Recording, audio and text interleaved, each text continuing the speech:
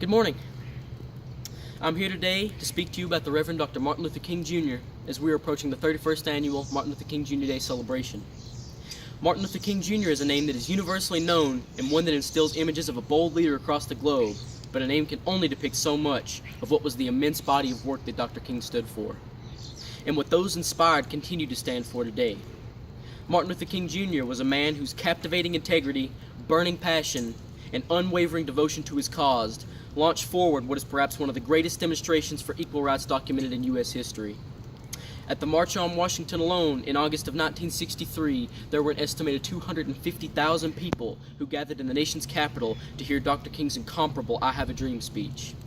It was there, on a sunny summer afternoon, where King would not use his fists, but his words of indefinite magnitude to fight against a corrupt America chained to the broken system of segregation, in the name of freedom.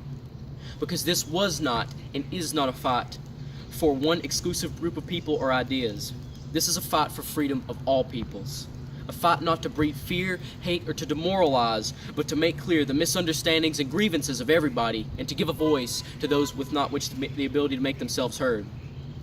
It was the vision of Dr. King to make America the place he knew it had the potential to be, not for himself, but for those who had walked the same streets long after he had passed. Not only did he know what was to be done in his lifetime would not benefit him directly, he understood that the grueling task ahead of him would be long and arduous, something that would take grit beyond belief that many would claim to be an insurmountable task, one that would lead to him being thrown into jail no less than 29 times, one that would lead to thousands of death threats toward the King family, and one that claimed numerous lives, his own included, and caused unrest wherever he went. But regardless of the degree of adversity that was thrown into his path, his vision would not acquiesce and his dream would not die. Because Martin Luther King Jr. stood for what was right in the midst of great tension and unknown certainty, I have the privilege of growing up in a generation of compassionate people who choose not to judge people by the color of their skin, but by the content of their character.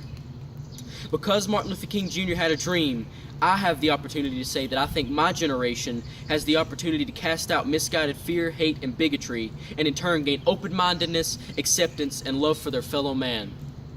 Because Martin Luther King Jr. had a dream, I have a reality. The reality that I see is not one of black and white, but where people recognize the full, beautiful spectrum of our society and accept it for what it really is. And with this I say, as Martin Luther King Jr. once said long ago on a fateful August afternoon, I pray one day the freedom will ring from the peak of every mountain and from the bottom of every trough in America, and that everyone will be able to join hands and sing in the words of that old Negro spiritual, free at last, thank God Almighty, we are free at last. Thank you.